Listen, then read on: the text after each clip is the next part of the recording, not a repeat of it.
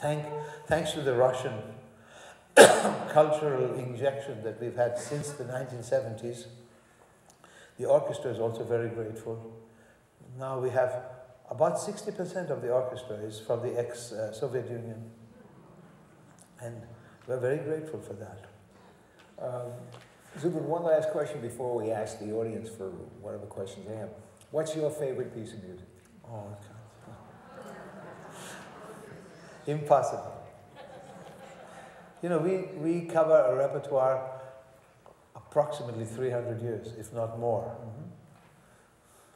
I'm not one of those Baroque specialists, otherwise I would say 400 years. Every 50 years, the styles changed in Europe, Central Europe at least. And every 50 years, there are masterpieces that we are blessed with recreating today. And we are curators of that kind of a museum. And we are blessed again, not only with the young talent, but with the handwriting of these great masters that we curate and we reinterpret. And we will perform for you tomorrow evening, as Fima said. Beethoven's Eroica. It will never die. Never die. Mozart's Don Giovanni never will disappear. I once wrote an angry letter to an American ambassador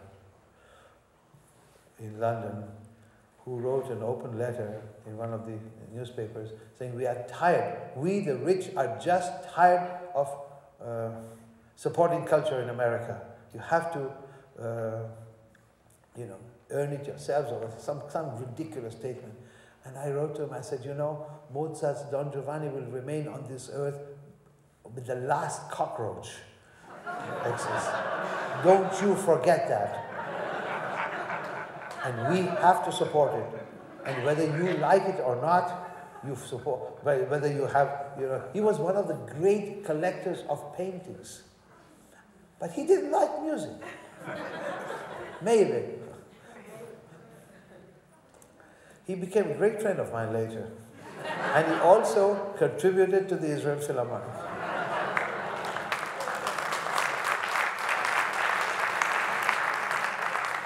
Susan, do we have time for a couple of questions from the audience? Just a couple, otherwise we'll overcook. Okay. You want to come here then? Wir wollen fressen. Two questions. One is, where would you like to play? It's good acoustic. That you've never been able to play. So one is, where would you like to play that you've never been able to play? And the other is, how much money do we have to raise to ensure the future of the orchestra? I didn't put her up to that She knows about the minute I am. Well, you know, when the Camp David Treaty was signed by Sadat and Begin, I spoke to Mr. Begin in New York. I said, this is the time to send the Israel Philharmonic as a gesture to Cairo. And I went with my friend Frederick Mann and with Simcha Dinitz, who was the ambassador in Washington. And I gave him, this was just a synopsis. I told him how important it is. There are Egyptians, there's an opera house where Aida was first performed. There are a lot of cultural Egyptians who would welcome the Israel Philharmonic. So he waited patiently, and then he said, but who are you?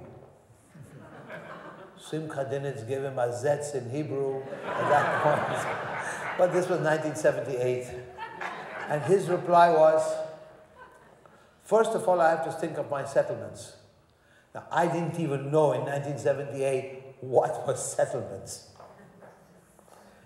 And we still haven't gone to Cairo, to answer your question.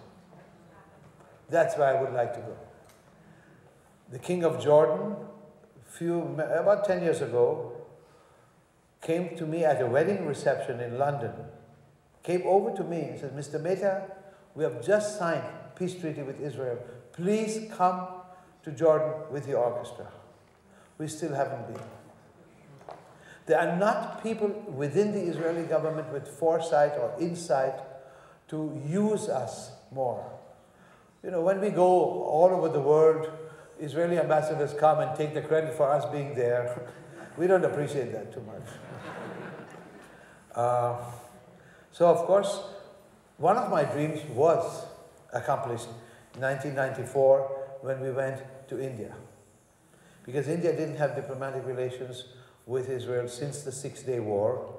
In 1992, they started, and by 1994, the Israeli Philharmonic and Itzhak Perlman, we went to India.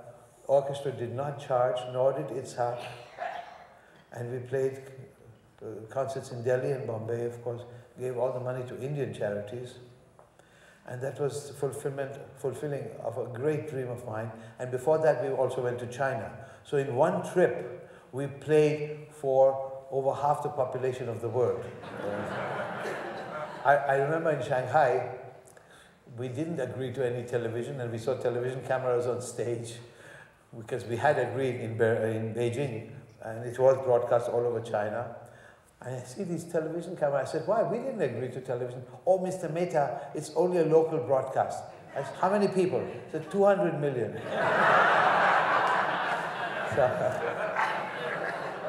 But we have been to China and India often since then. But not to Cairo and not to Amman. And we should. We are at peace, supposedly, with those countries. You know, so that's where I would like to go. By the way, just curiously, Margot and I just got back from Egypt, and they were restoring 11 synagogues in Cairo right now. Yeah, yeah. So maybe this is wonderful. Any other questions?